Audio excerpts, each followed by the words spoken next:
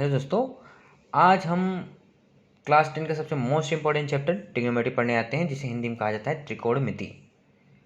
दोस्तों, सबसे पहले हम क्या करते हैं, इस ट्रिग्नोमेट्री शब्द का ही मतलब समझ लेते हैं कि ट्रिग्नोमेट्री शब्द बना कहाँ से है। ठीक है, तो जो ट्रिग्नोमेट्री शब्द है ये 3 अलग अलग ग्रीक लैंग्वेज से मिलकर बना हुआ है, जिसमें इस ट्री का मतलब समझे तो हम ट्री का मतलब क्या है, 3, और गॉन का मतलब है साइड, और मेट्रोन का मतलब क्या है, मेजरमेंट। मतलब 3 साइड का मेजरमेंट ही क्या कहलाता है, ट्रिग्नोमेट्री कहलाता है। ठीक है, तो 3 साइड्स होता किस में है, तो 3 साइड्स एक ट्रायंगल में होता है, बट कौन सा ट्रायंगल में, तो वो ट्रायंगल है एक राइट एंगल ट्रायंगल। और राइट एंगल ट्रायंगल किसे कहा जाता है, तो अगर किसी भी ट्रायंगल का एक एंगल अगर 90 डिग्री हो गया, कितना, अगर एक एंगल 90 डिग्री हो गया किसी ट्रायंगल का, तो उसे हम कहेंगे कि राइट एंगल ट्रायंगल यानी समकोण त्रिभुज है। तो हमने क्या किया, एक राइट एंगल ट्रायंगल बना लिया यहाँ पर। ठीक है, ये 90 डिग्री एंगल हो गया हमारा। ठीक है, ये सबसे बड़ी साइड हो गई, जिसे हम कहते हैं हाइपोटेनियस, और नीचे वाली साइड को कहते हैं बेस, और इसे कहते हैं परपेंडिकुलर। ठीक है, तो ट्रिग्नोमेट्री क्या होता है, अब ट्रिग्नोमेट्री की डेफिनेशन हम देख लें। तो ट्रिग्नोमेट्री का डेफिनेशन क्या कहता है हमसे, कि trigonometry is the study of relationship between the sides and the angle of a triangle. मतलब कि ट्रिग्नोमेट्री हमें क्या पढ़ना होता है, कि किसी भी ट्रायंगल का साइड और उनकी एंगल के बीच में क्या रिश्ता होता है, उसे हमें पढ़ना है। जैसे अगर इस एंगल की हम बात करें, तो इस एंगल के सामने कौन सी साइड है, ये। ठीक है, तो इस एंगल के सामने जो साइड होगी ना, उसे हम कहेंगे परपेंडिकुलर। ध्यान देना, सबसे मोस्ट इंपॉर्टेंट चीज़ हम बता रहे हैं आपको, जो भी एंगल बनेगा, जहाँ भी एंगल बनेगा, उसके सामने हमें देखना है कौन सा साइड है, और जो भी साइड होगा उसे हमें तुरंत मान लेना है क्या है, वो परपेंडिकुलर है, और ये बेस हो जाएगा, और बड़ी साइड वैसी की वैसी रह जाएगी। अब मान लीजिए कि एंगल यहाँ बनना है पी पे, अगर एंगल यहाँ बन रहा है तो इसके जस्ट सामने कौन सी साइड, ये साइड। अगर ये साइड हो गई तो इसे हम क्या मान लेंगे, परपेंडिकुलर मान लेंगे, और इसे बेस, ये जस्ट एक दूसरे के अपोजिट हो जाएंगे। सिंपल से हम कहें कि जहाँ भी एंगल बने उसके सामने जो भी साइड होगी उसे क्या कहेंगे, हम परपेंडिकुलर कहेंगे। ठीक है, तो हमने क्या सीखा, इसमें एक ट्रायंगल सीखा जिसमें एक हाइपोटेन्यूज, परपेंडिकुलर और बेस होता है, और ट्रिग्नोमेट्री का एक हमने डेफिनेशन जाना। ठीक है, तो आज की इस लेक्चर में हम क्या करेंगे, हमारे एक्सरसाइज में जितने भी क्वेश्चंस आएंगे, उस क्वेश्चन में जितने भी फॉर्मूलाज यूज़ हो रहे हैं, उस फॉर्मूले को हम आज लर्न करेंगे। तो उस फॉर्मूले को याद करने की कुछ ट्रिक है, जिसमें से पहले ट्रिक हम आपको बता रहे हैं कि पंडित बद्री प्रसाद, क्या, पंडित बद्री प्रसाद हर हर बोले, या हर हर बोल, जाकर जाकर सोना चांदी तौल। ठीक है, अब इस P का मतलब क्या है, परपेंडिकुलर, इस B का मतलब क्या है, बेस, और इस H का मतलब क्या है, हाइपोटेनियस। यहाँ मैंने शॉर्ट में लिख भी दिया है। ठीक है, अब बात रही इस S और C और T का मतलब क्या है, तो इस S का मतलब क्या है, साइन, क्या है, साइन, और इस C का मतलब क्या है, कॉस, और इस T का मतलब क्या है, टेन। तो ये क्या है, ट्रिग्नोमेट्रिक रेशियोज हैं, क्या ये ट्रिग्नोमेट्रिक रेशियोज हैं। ठीक है ना, अब इनके हम फॉर्मूला अगर बनाना चाहें तो कैसे बनेगा, जैसे अगर हम देखें साइन थीटा, क्या है, साइन थीटा, और ये थीटा क्या फंडा है, ये थीटा क्या है, ये थीटा की जगह कोई भी एंगल हो सकता है, 90 हो सकता है, 30 हो सकता है, 45 या 0 एंगल हो सकते हैं। ठीक है ना, कोई भी एंगल हो सकता है। तो साइन थीटा अगर हम देखें तो साइन थीटा क्या बनेगा, एस के जस्ट नीचे देखना है क्या क्या है, वो है यहाँ पर। तो एस साइन थीटा क्या हो जाएगा, पी अपॉन एच। अब सी को देखेंगे तो सी क्या हो जाएगा, बी अपॉन एच, और टी को देखेंगे, टी क्या हो जाएगा, पी अपॉन बी, यानी परपेंडिकुलर अपॉन बेस। ठीक है, अब साइन का अपोजिट क्या होता है, कॉसिक। क्या, साइन का अपोजिट क्या होता है, कॉसिक। जब साइन का अपोजिट कोसिक हो गया तो ये भी आपस में एक दूसरे क्या हो जाएगा, अपोजिट, यानी एच अपॉन पी हो जाएगा। उसी तरह कॉस का अपोजिट क्या होता है, सेक। कॉस का अपोजिट क्या होता है, सेक।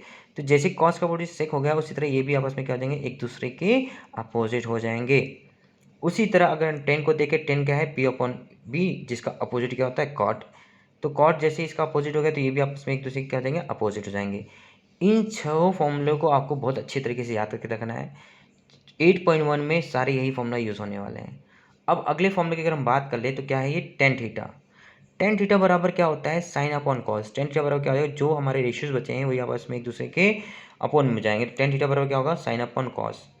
अब हमें पता है टेन थीटा बराबर क्या होता है, टेन थीटा का अपोजिट क्या होता है, कॉट थीटा। तो जैसे टेन थीटा का अपोजिट क्या होगा, कॉट थीटा, तो ये भी आपस में क्या हो जाएंगे, एक दूसरे का अपोजिट, यानी कॉस ऊपर चलेगा और साइन नीचे चलेगा। तो यहाँ टोटल हमने 8 फॉर्मूले देखे, और कुछ फॉर्मूले को हम और देख लेते हैं, याद कर लेते हैं। तो यहाँ हम देख रहे हैं sine square theta plus cos square theta equal to 1 होता है। जहाँ भी किसी भी इक्वेशन किसी भी क्वेश्चन में अगर हमें sign square theta plus cos square theta दिखा तो तुरंत हमें क्या रखना है, वहाँ पर 1 रखना है। अब इस फॉर्मूले के हिसाब से या फॉर्मूले की हेल्प से हम क्या करेंगे, दो फॉर्मूला और बनाएंगे, जिसमें से पहला फॉर्मूला है साइन स्क्वायर थीटा का। क्या, साइन स्क्वायर थीटा। अगर साइन स्क्वायर थीटा का फॉर्मूला हम निकालना चाहे तो साइन स्क्वायर थीटा हम लिखेंगे इक्वल टू 1 को एज इट इज लिखेंगे और यहाँ प्लस है तो वहाँ जाएगा क्या हो जाएगा, माइनस। तो साइन स्क्वायर थीटा का फॉर्मूला क्या बन गया, 1 माइनस कॉस स्क्वायर थीटा। उसी तरह हम कॉस स्क्वायर थीटा का भी फॉर्मूला बना लेंगे। तो कॉस स्क्वायर थीटा का फॉर्मूला क्या हो जाएगा, सेम 1 यहाँ रखेंगे, प्लस है तो वहाँ जाएगा माइनस।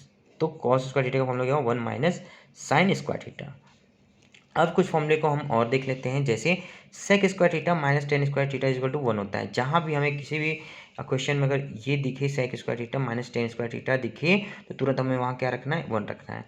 अब इस फॉर्मूले से हम क्या करेंगे, दो फॉर्मूला और बनाएंगे। जैसे हमने प्रीवियस वाले फॉर्मूले से दो फॉर्मूला बनाए, इसी तरह हम इस फॉर्मूले से हम दो फॉर्मूला और बना लेंगे।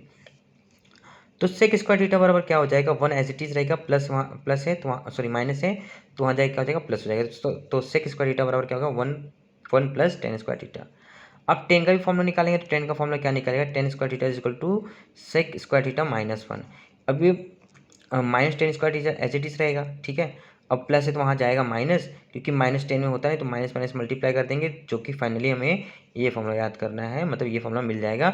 नॉर्मली आपको सिर्फ यही फॉर्मूला याद करना है कि टेन स्क्वायर थीटा बराबर क्या होता है, सेक स्क्वायर थीटा माइनस 1, और सेक स्क्वायर थीटा बराबर क्या होता है, 1 प्लस टेन स्क्वायर थीटा, ठीक है। अब अगले अगले फॉर्मूले की बात करें तो क्या होता है, cos square theta minus cot square theta equal to 1। जहाँ भी प्रश्न में, जहाँ भी क्वेश्चन में अगर ये फॉर्मूला दिखे तो तुरंत हमें क्या रखना है, 1 रखना है। अब इस फॉर्मूले से हम क्या करेंगे, दो फॉर्मूला और निकाल लेंगे। तो कॉस स्क्वायर थीटा बराबर क्या हो जाएगा, 1 प्लस माइनस वहाँ जाएगा तो क्या हो जाएगा, प्लस कॉट स्क्वायर थीटा हो जाएगा, ठीक है। अब सेम कॉट स्क्वायर थीटा का फॉर्मूला निकालेंगे तो सेम वही कॉस वहाँ चले तो कॉस स्क्वायर थीटा माइनस 1 हो जाएगा, ठीक है। अब कुछ फॉर्मूले को हम और देख लेते हैं। तो साइन थीटा क्या होता है, 1 अपॉन कॉसिक थीटा। तो जैसे साइन थीटा हो गया 1 अपॉन कॉसिक थीटा, उसी तरह कॉसिक थीटा बराबर क्या हो जाएगा, 1 अपॉन साइन थीटा। ये आपस में एक दूसरे के अपोजिट होते हैं। उसी तरह कॉस और सेक भी आपस में एक दूसरे के अपोजिट होते हैं। जैसे कॉस थीटा बराबर क्या होता है, 1 अपॉन सेक थीटा। उसी तरह सेक थीटा बराबर क्या हो जाएगा, 1 upon cos theta. Same tan theta बराबर क्या होता है, 1 अपॉन कॉट थीटा। तो कॉट थीटा बराबर क्या हो जाएगा, 1 अपॉन टेन थीटा। अब कुछ फॉर्मूले की और हम बात कर लेते हैं। तो कुछ फॉर्मूला और, जैसे कि साइन 90 माइनस थीटा, अगर ऐसे कुछ फॉर्मूला मिला तो हम क्या रखेंगे, साइन 90 माइनस थीटा बराबर क्या होता है, कॉस थीटा। उसी तरह कॉस 90 माइनस थीटा बराबर क्या हो जाएगा, साइन थीटा। एक दूसरे के जस्ट अपोजिट हो जाएंगे। सेम सेक 90 माइनस थीटा बराबर क्या हो जाएगा, कॉसेक थीटा, और कॉसेक 90 माइनस थीटा बराबर क्या हो जाएगा, सेक थीटा। उसी तरह टेन 90 माइनस थीटा बराबर क्या हो जाएगा, कॉट थीटा, और कॉट 90 माइनस थीटा बराबर क्या होगा, टेन थीटा। तो आज के लेक्चर हमने क्या किया कि ट्रिग्नोमेट्री में जितने भी फॉर्मूले यूज़ हो रहे थे, जितने फॉर्मूले आएंगे, सबको मैंने लर्न किया। कुछ फॉर्मूले थोड़े से बच गए हैं, जो हम अगले लेक्चर में उसे भी कंप्लीट कर लेंगे, कवर कर लेंगे।